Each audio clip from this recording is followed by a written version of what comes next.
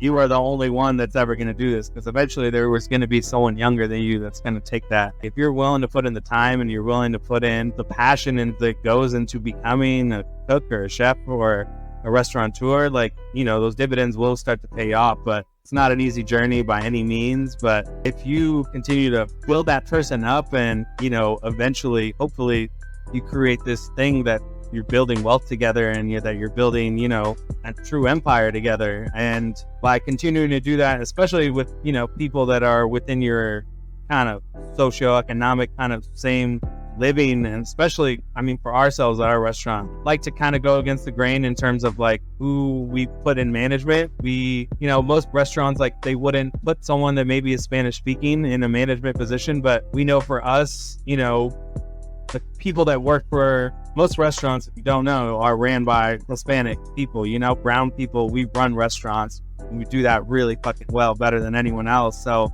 why most of the times you go into most restaurants, the management people are always white. And like, it makes no sense to me that how come we aren't putting Latino people in those positions? And by us doing that, it creates this kind of comfort for all our staff members there, where they feel like, oh shit, I see someone else that is of that same person that came from Mexico maybe, and they've been put in that position. And I don't know, I think by doing that, it helps kind of hopefully break that kind of